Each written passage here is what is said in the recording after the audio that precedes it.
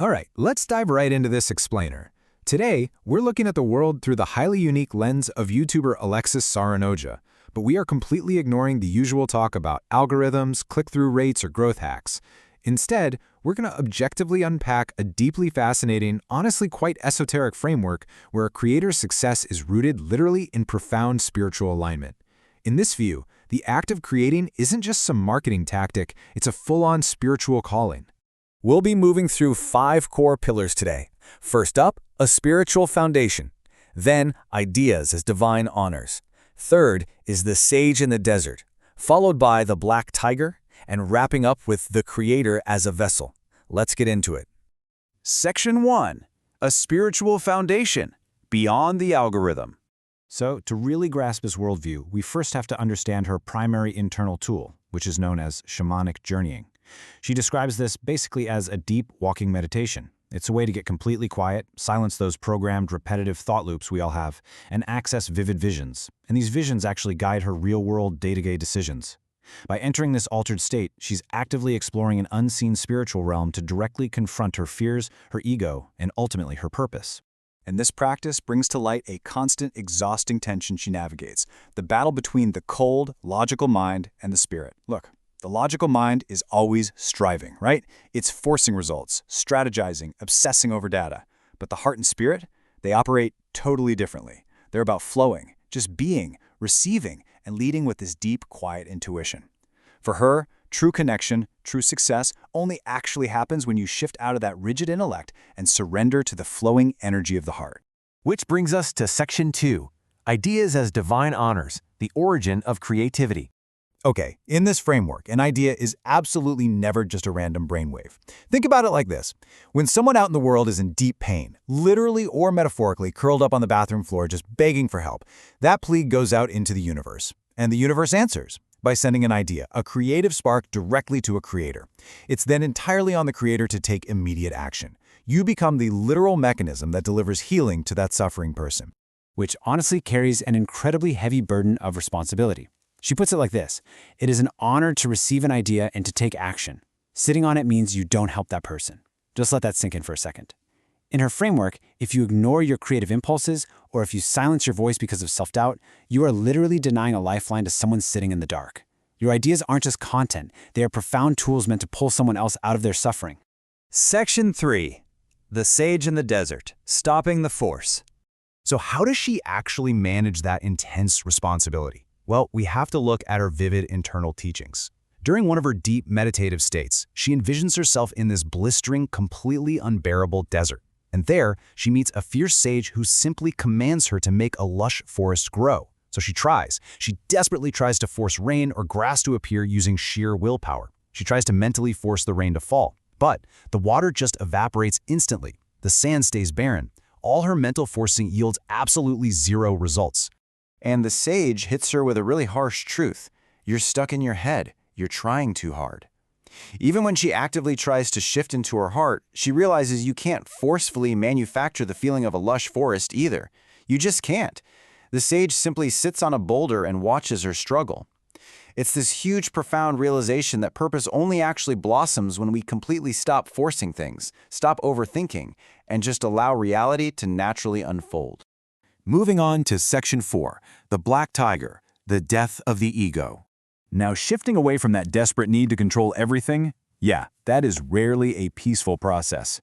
In another journey, she describes dragging this incredibly heavy wagon filled with light prisms that represent love and light meant for other people. And as she drags this massive load down the path, she knows she's marching toward a terrifying encounter with a black tiger. She notes that seeing this tiger always means one thing: a painful, profound transformation, a literal dismemberment of the self. She feels totally unready, but she just keeps marching toward it anyway. And the imagery here is just incredibly visceral. The tiger doesn't just, circle her. She says, "She viciously attacked my head and ripped my head off." Why? Well, because she was still stuck in her head. She was trying to rationalize her spiritual purpose, asking how to serve the world using her intellect instead of actually feeling it from her heart. It is a violent, literal metaphor for ego death. The thinking, logical mind has to be violently dismantled so the true self can actually emerge. Section 5, the creator as a vessel, channeling the message.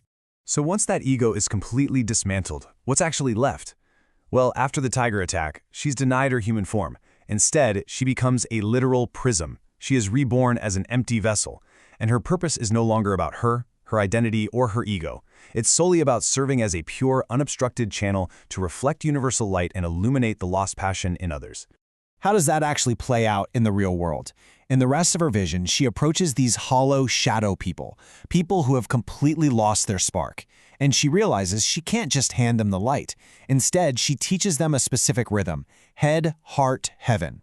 By physically moving their hands from their heads, down to their hearts, and then up to the sky, she shows them how to escape their overthinking, drop into their heart space, and connect to something universally grand. As a creator, she's not the source. She is acting purely as a mirror, showing the audience their own forgotten brilliance. This entire esoteric framework strips away all the metrics, the algorithms, and the vanity, leaving behind only a profound sense of duty. And it challenges every single one of us to look at our own creative nudges differently. Seriously, if your ideas are truly the universe's answers to someone else's desperate prayers, who is currently waiting in the dark because you're too afraid to share your light? Thanks for joining me for this explainer. What if the idea you had in the shower this morning wasn't just, a random firing of neurons? Right. Like, what if it was a literal 911 call from a total stranger? That is such a wild concept to wrap your head around. It really is. And welcome to today's deep dive, because we are going to get into exactly that. Yeah. We are pulling from a fascinating stack of sources centered around the worldview of a creator named Alexa Saranoja. Yeah, and if you follow the digital space, you probably know that name. Exactly. She is widely known for audience building, content strategy, all the standard business mechanics. The growth hacks, the algorithms. Right, all of that.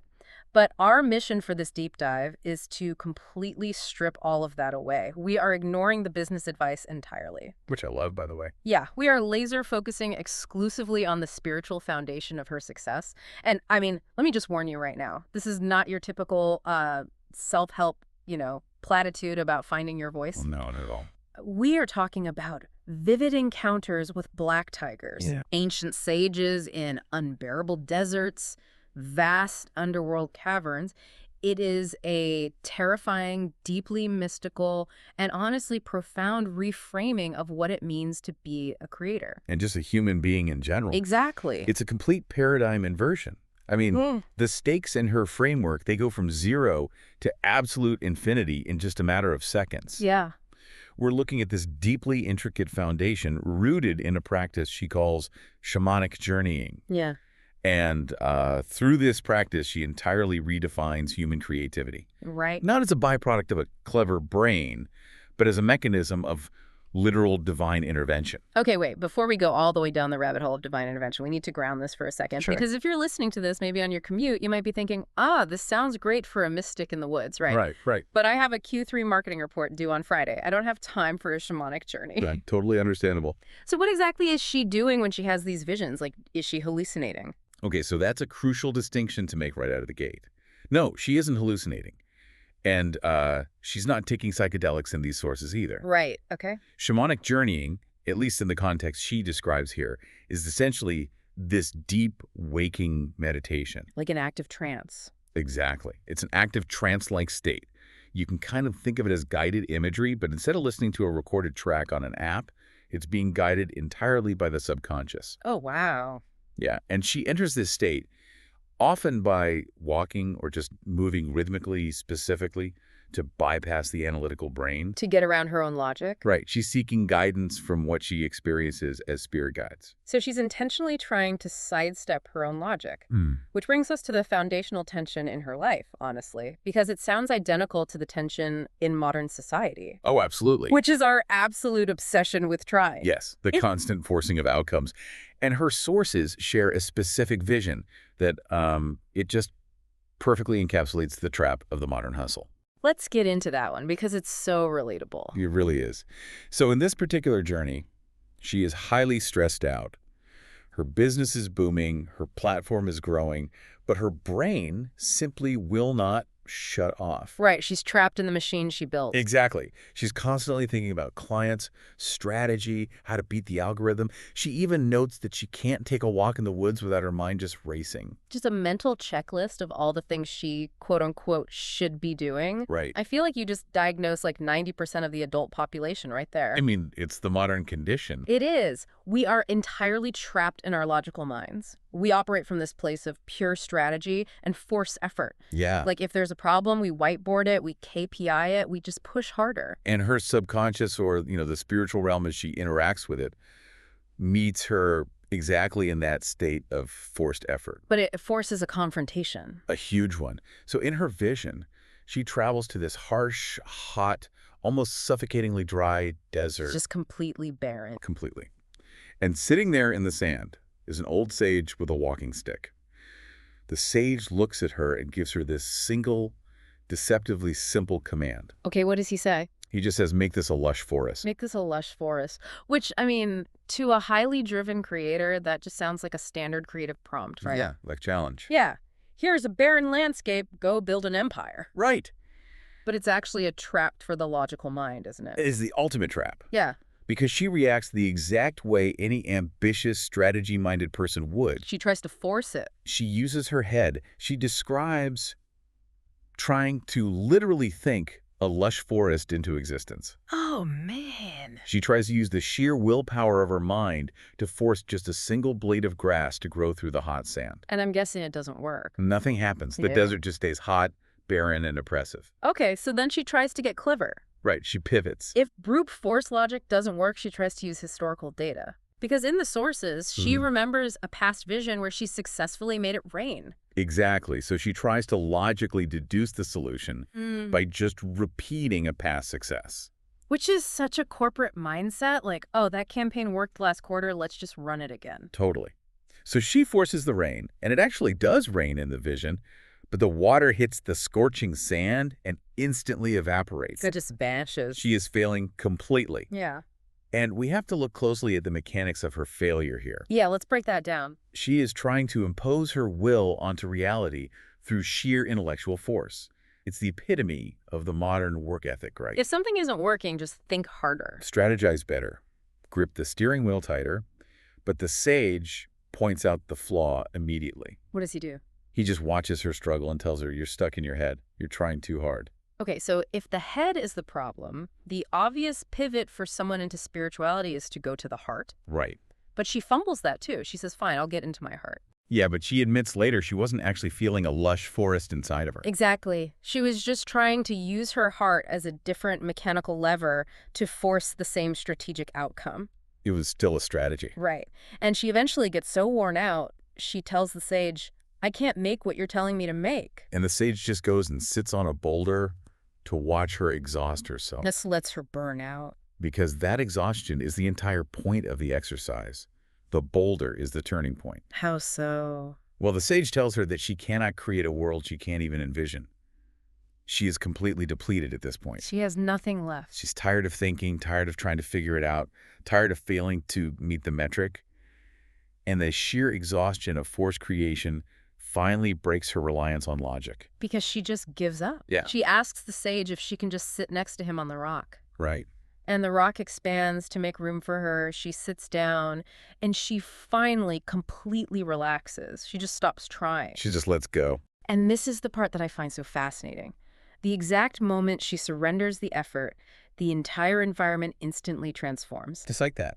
The rock becomes warm, the sky turns blue, a massive tropical forest blossoms behind them, and an ocean appears in front with the sun setting. It all just explodes into life. Yeah, and she's stunned. She Yeah. asks the sage what just happened, and he simply says, you just are. You just are. I mean, it's such a profound commentary on the illusion of control. Right? In her framework, reality doesn't flourish when we apply maximum tension. It actually flourishes when we remove the resistance of the ego and the logical mind. The effort itself was the block. Exactly. The trying was what kept the desert barren. You know, I am really struck by how much this mirrors the Chinese finger trap of human ambition. Oh, that's interesting. You know those cheap woven bamboo toys you get as a kid? Yeah, where you stick your fingers in both ends. Exactly. And the harder you pull, the more you struggle and fight to get your fingers out. the tighter the woven bamboo traps you. Right, it physically constricts. Yeah. The tension you apply to, quote, fix the problem is the exact mechanical force keeping you stuck. That is a brilliant analogy. It's only by doing the counterintuitive thing, relaxing your hands, pushing them inward, and releasing the tension that the trap expands and you actually break free. Yeah. The harder she pulled with her logical brain to create success or force a result, the tighter she was trapped in that unbearable desert. Exactly. And biologically speaking, this makes perfect sense too. When we are in a state of high stress and forced effort, our brains are in a sympathetic nervous system response. Fight or flight. Fight or flight, exactly. Right. And creativity, flow, intuition, they physically cannot happen in that state. You have to access the parasympathetic state? The rest and digest, right. Or in her words, you just are. Yeah. That has to happen for the conceptual lush forest to actually grow. Okay, but I'm struggling with the practicality of this, though. Okay, what do you mean? Because intellectually understanding that I need to relax and release the finger trap is one thing. Right. But how does that spiritual concept of just being actually survive in reality?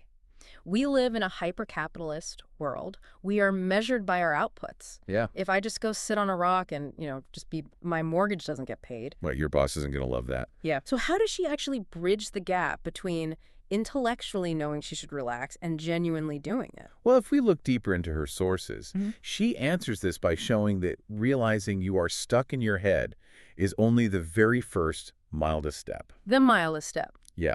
It is incredibly easy to intellectually understand that you need to relax. Everyone knows that.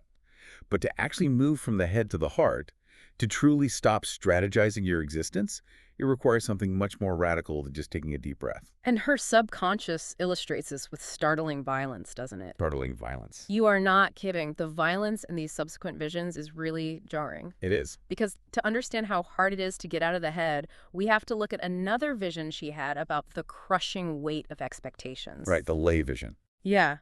She describes being in a trance where people are placing a really heavy Hawaiian flower garland around her neck. And it symbolizes leadership and expectation. Yeah. She's riding a horse up a mountain. A massive crowd is following her, looking to her as a guide. And by all modern metrics, she is winning. She is at the absolute top of her game. But internally. Internally, she feels completely empty. Her soul is suffocating. It's the pinnacle of the creator's dilemma. Right. You build the audience you always wanted, What? but you built it using the logical, strategic mind. And now you are trapped servicing a machine that just completely drains you. So what is her subconscious response to this peak of success? Extreme desperation. Yeah, she dismounts the horse, sprints to the edge of the cliff, and just hurls herself off. She just jumps. She jumps into the ocean to escape the noise. She describes sinking into the water and finally finding some silence, escaping the algorithms, the rules, the unbearable pressure of having to perform for this massive crowd. But the escape isn't the solution. No. The ocean just spits her right back out onto a beach. And she doesn't find peace there either. Instead, she is met by this fierce, really intimidating sage. And this is where it gets super aggressive. Yeah. She tries to stand up on the beach, and this sage violently shoves her back down, slamming her directly in the chest. Physically strikes her. She's shocked. She tries to get up again, and the sage slams her in the chest a second time, even harder. She tries a third time. A third violent strike to the heart, and the sage is just screaming at her, "Get out of your head and into your heart. Your heart is where the power is." The physicality of that lesson is so vital to understand here. Why is it so physical? Because the subconscious isn't whispering sweet affirmations to her. It isn't offering a gentle, corporate yoga retreat. Right. It is violently disrupting her physical core. The mind is so stubborn and the ego is so heavily fortified by society's rewards for overthinking that polite requests to just, be authentic simply do not penetrate the armor. Polite requests don't work. Exactly. The system has to be physically and emotionally shocked. Which leads us directly into the most intense concept in her entire worldview. Oh, yeah. Because if getting shoved in the chest is just the warm-up, the actual main event is what she calls the dismemberment journey. Yes. The dismemberment journey. And just for context, in traditional shamanic practices, which her framework draws really heavily from a dismemberment journey, is a well-documented motif. Okay. It is a necessary, deeply painful shedding of the old self. The practitioner experiences a vision of their own body literally being torn apart, boiled down, or destroyed. Wow. Yeah, it represents being cleansed of old traumas, limiting beliefs, societal conditioning, all that has to be destroyed before they can be rebuilt into something capable of holding a higher, pure spiritual purpose. Let's walk through her specific encounter with this, because for Alexa, the dismemberment takes the form of a massive black tiger. Right. She goes into a journey specifically asking a noble question. She asks, how can I be a vessel to help the world? A great question. Yeah. And she travels to the underworld, which, by the way, she doesn't describe as some fiery hellscape. No, it's more like an earthy, grounded, ancient space. Right. She is pulling a wagon, collecting these prisms of light that she intends to bring back to the surface to give to people. To help them. To help them. But as she reaches the end of the path, her way is completely blocked by this black tiger. And she knows exactly what this tiger represents in her spiritual lexicon. What does she know it means?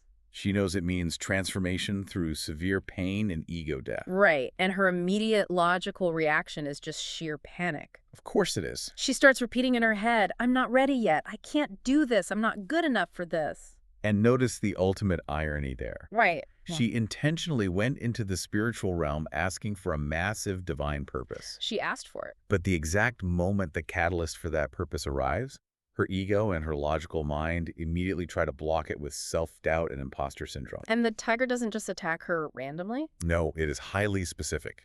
In her vision, the tiger viciously attacks her head. Yeah. It rips her head entirely off her body. Which is symbolic, obviously, but brutal. And why the head? Well, because the head was the entire problem. Exactly. She was asking from her heart to serve the world, but her logical mind was actively sabotaging the mission with fear and insecurity. So the tiger just, removes the obstacle. Right. But it goes so much further than that. She notes that usually in these journeys, the body is cleaned and put back together. Right. That's the standard motif. But this time, the tiger absolutely obliterates her physical form. It completely destroys her body, leaving her as nothing but a floating, formless soul light. This is the death of the ego in its most graphic, unvarnished form. Yeah. Because the ego is the part of us that cares about looking foolish. Yeah. It's the part that worries about metrics, that fears judgment, that insists we aren't ready to lead. Right. All the mental baggage. And the ego cannot be reasoned with through logic, because the ego is logic. Oh, that's a good point. It must be annihilated if she is to actually fulfill the purpose she is asking for. As long as she holds on to her constructed identity, Alexa, the successful strategist, she cannot be a pure vessel for anything greater. I've been trying to wrap my head around why the subconscious requires such graphic, destructive metaphors just to signify personal growth. Yeah, this seems intense. But it makes me think of a deeply corrupted computer. Okay, how so? Well, if you have a laptop that is fundamentally infected with malware, and let's call the malware imposter syndrome and societal conditioning, Right. you can't just politely click the little red X to close the self-doubt application. No, it just pops right back up. Exactly, because the virus is embedded in the operating system. You can't just reboot it. You have to do a hard, irreversible factory reset. Ah, You have to pull the power source, wipe the hard drive entirely, destroy all the existing data, which is the ego, and rebuild the operating system from absolute scratch. Yeah. That is what the tiger is doing. It's not punishment. It's a brutal, total wipe of a corrupted system. That is a highly accurate way to frame it. And what happens after the system is wiped is even more telling. Because the tiger comes back, right? Exactly. Yeah. Because in her framework, the tiger isn't just a destroyer. The tiger is ultimately a teacher. We see that in a follow-up vision, The Black Tiger Returns.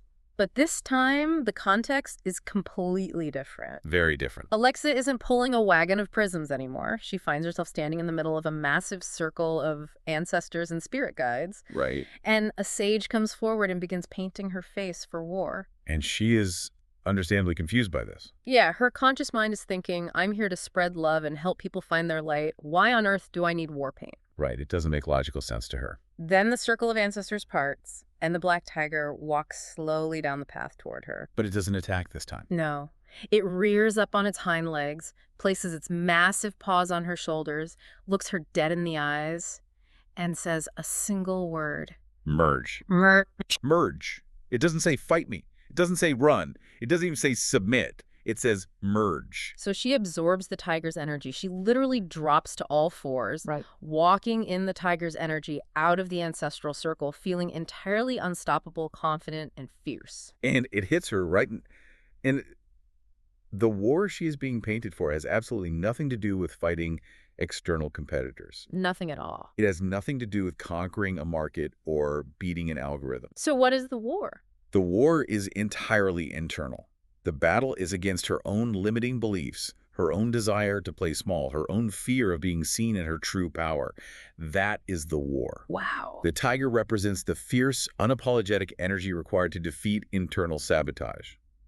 By merging with the tiger, she is integrating her own shadow. She is claiming a ferocity which society constantly tells us to suppress. Especially women. Yes, especially women. She is reclaiming the aggressive energy needed to protect her spiritual purpose. Okay, so let's take inventory of where she is at this point. Good idea. She has been completely stripped down. The corrupted hard drive is wiped. Yep. The analytical head has been removed.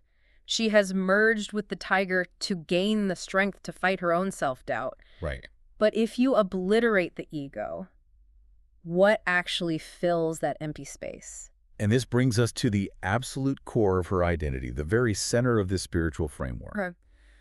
When the ego is gone, what is left is the vessel. The vessel. This is where her worldview completely divorces itself from traditional ideas of success, and especially from modern guru culture. Completely divorces. Because she doesn't view herself as the source of her success. She doesn't see herself as the savior of her audience. No, not at all. She sees herself merely as a channel, a hollow conduit through which a divine universal message can flow to reach the people who need it.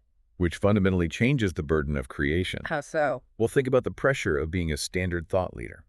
If you are the source, you have to constantly generate brilliance. You have to be the smartest person in the room. Right, the pressure is immense. But if you are the vessel, your only job is to remain clear, aligned, and open. You don't manufacture the water, you just keep the pipes clean. Wow. But as she learns, being a vessel is incredibly complex and emotionally difficult, which is illustrated through another powerful vision involving those prisms of light. We have to talk about the prisms because this vision is really haunting. It is. It plays out almost like a dystopian film. Yeah, describe it. She describes going back into a trance and finding herself standing in a vast, empty white fog. Okay. And walking through this fog is an endless sea of what she calls shadow people. Shadow people. Yeah, they're like zombies, walking aimlessly in circles, completely numb, completely lost. They have no direction, no joy. It's a very stark representation of how she views a society that has lost its passion. Right. These shadow people represent a collective that has lost its soul, trapped in the white noise and endless expectations of the modern world. And her immediate instinct is empathy. She wants to save them. She has that wagon full of glowing prisms, which in her vocabulary represent soul light, passion, divine energy. Right. So she does what any empathetic, driven creator would do. She tries to give them the light. She tries to force it. She grabs handfuls of these glowing prisms from her own chest and starts hurling them at the shadow people, trying to throw them directly into their hearts so they will wake up and glow. But the intervention fails completely. It's a total disaster. Yeah.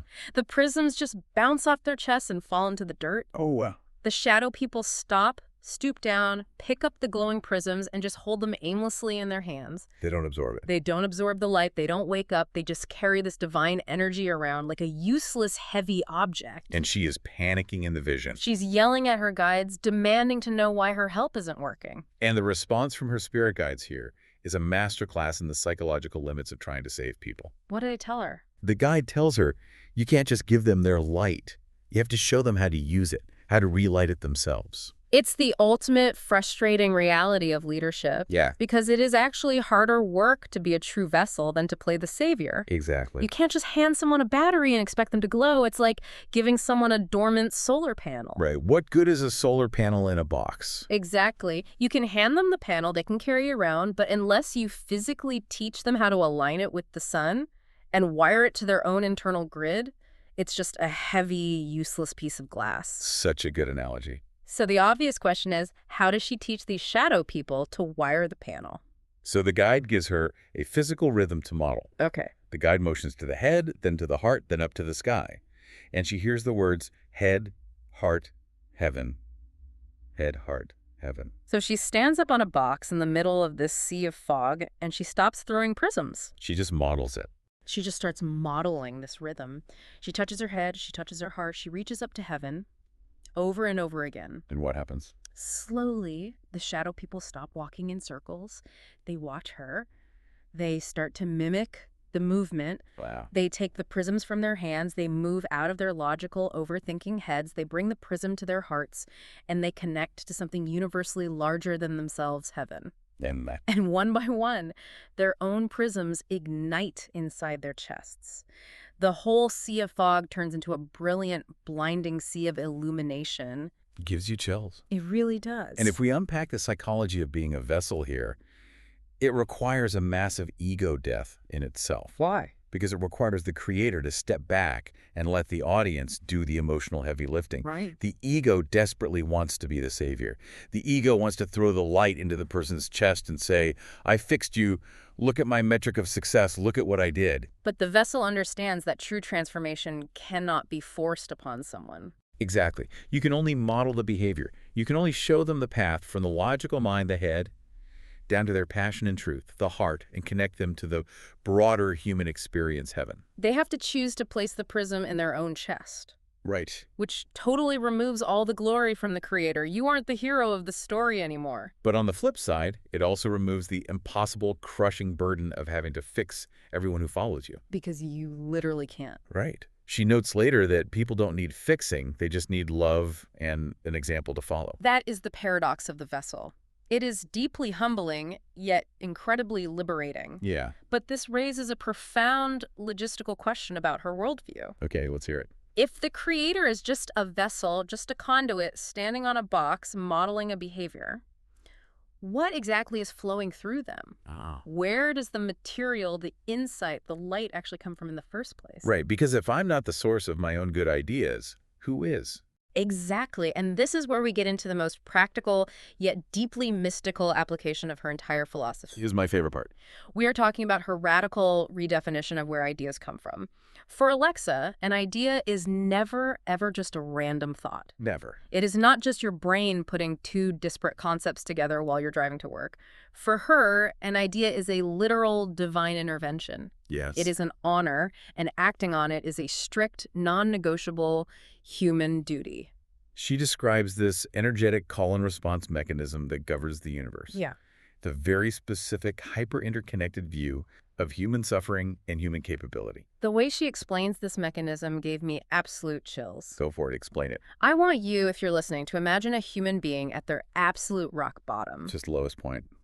Imagine someone curled in a fetal position on a bathroom floor, completely devoid of hope, totally overwhelmed by their circumstances, maybe dealing with grief or bankruptcy or profound loneliness. And in that moment of pure, unfiltered desperation, they cry out. They literally say to the empty room, please, someone help me, I can't do this anymore. In her framework, she believes that cry does not just echo off the bathroom tiles and fade away. No. It is an actual energetic frequency sent out into the universe. Mm-hmm. It is a genuine spiritual call for rescue. And here is the mechanism. The universe answers that desperate cry by planting an idea into the mind of someone else on the planet who is capable of providing the exact solution. Yeah. It plants an idea into your mind. So that random urge you get on a Tuesday to record a video or write a post or build a tool or share a vulnerable story about a hardship you overcame. That isn't your brain being clever. No, that is the universe handing you the exact life preserver that the person on the bathroom floor just begged for. The implications of this are staggering. really are. It places an immense moral weight on the simple act of creation. It elevates making a podcast or writing a newsletter or calling a friend from a hobby or a business strategy into a sacred obligation. It totally flips the script on procrastination. Oh, entirely. Because in her view, if you receive that idea and you choose to sit on it if you procrastinate, or if your ego steps in and says, oh, I'm not good enough to make this, or people will think I'm weird for sharing this, you are actively standing on the edge of the water, holding a life preserver, watching someone drown, and refusing to throw it to them. Wow, yeah. You are denying salvation to someone who specifically prayed for it just because you are a little bit uncomfortable. It's a brilliant, if intense, psychological reframe. Yeah. Because it entirely neutralizes the common, paralyzing fears that creators and leaders face every day. But does it, though? I think so, yeah. I mean, imposter syndrome is a powerful force. Even if I think my idea might help someone, my brain will still tell me that someone else smarter or more famous should be the one to do it. And that is exactly what this framework destroys. Really? Think about it. If you view ideas as divine assignments rather than personal brain children, it removes you from the equation entirely. It's no longer about, am I good enough? Will people like me? Is this idea smart? None of that matters. It's like you are operating a radio broadcast. You have a highly specific frequency. Right. And somewhere out there in the dark, there is a person trapped, turning the dial on their radio, desperately searching for your exact frequency. Oh, I see. If you let imposter syndrome stop you from turning on the microphone, the person tuned to your station hears nothing but static. Exactly. They remain alone in the dark. Wow. And she visualizes this interconnectedness beautifully with another vision of a vast underground cavern. Describe that one. She sees this massive, echoing subterranean space acting like the hub of a giant bicycle wheel. Okay. There are countless paths or spokes leading into this central light, and at every single spoke stands a specific guide. And the message she takes from this is that you must sing your song because there are specific people out there who are biologically or spiritually tuned to hear only your voice. Exactly. Someone else might be saying the exact same thing. I mean, there are a million self-help gurus, a million fitness coaches, a million marketing experts. True. But a specific person in pain cannot hear the message from them. They can only hear it from you. Your unique tone of voice. Their specific history of trauma. Your unpolished truth. If you don't sing your song, the people assigned to your spoke of the cavern never find their way to the light. It's an incredibly empowering thought for anyone afraid of a saturated market. Yeah. It means the market is never truly saturated because the market isn't a demographic. The market is a specific frequency of human resonance. Well said. The people meant for you will only respond to you. Right. But the flip side of that empowerment is responsibility. It means that avoiding your calling is a literal dereliction of duty. I want to pause here and ask you, the listener, to deeply consider this for a moment. Yeah. How would it change your willingness to act today if you viewed your daily positive impulses not as passing thoughts, but as literal rescue missions? It changes everything. If every time you thought, I should really share that story, you knew someone was drowning waiting for it. You wouldn't hesitate. You wouldn't obsess over the lighting in the video. You would just act, because the aesthetic doesn't matter when you're throwing a life preserver. And this brings us full circle back to the overarching philosophy we've been unpacking. Yeah. Alexis Saranoja's spiritual worldview is a complete and total inversion of everything we are taught about success in the modern world. We are taught that success is achieved by strategizing, gripping the steering wheel tightly, and forcing reality to bend to our will. The desert. Exactly. But the sage in the desert shows us that applying that kind of logical tension only leaves us trapped and exhausted in a barren, hot wasteland. True success, true alignment, is achieved by allowing the ego to be dismantled. Right. It requires facing the black tiger and accepting the violent death of the logical, fearful mind that insists we aren't ready, or that we need more war paint for the wrong kind of battle. It requires accepting the role of the vessel, recognizing that you are not the savior throwing light into people's chests to fix them, but rather a conduit modeling how they can step out of their heads into their hearts and connect to heaven. And finally, it demands that we treat every single creative impulse, every nudge of intuition, as a sacred duty to pull someone else out of the dark. Yeah. It is a fundamental shift from creating for validation to creating for salvation. We've talked about all of this today through the lens of a content creator and their audience, but I want to leave you with a final lingering thought to explore on your own. What if you apply this exact same framework to your own private, everyday life? Oh, that's good. Think about it.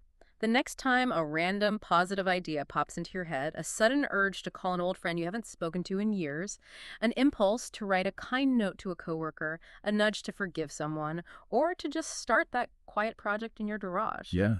Before you brush it off, before you let logic tell you you're too busy or it's too weird, ask yourself, whose prayer are you being asked to answer right now? Wow. And what happens to them if you choose to stay quiet? That is a profound question to carry forward. Thank you so much for joining us on this deep dive into a truly unique perspective. Keep questioning, keep your heart open, and whatever you do, don't keep your light to yourself. We'll catch you on the next one.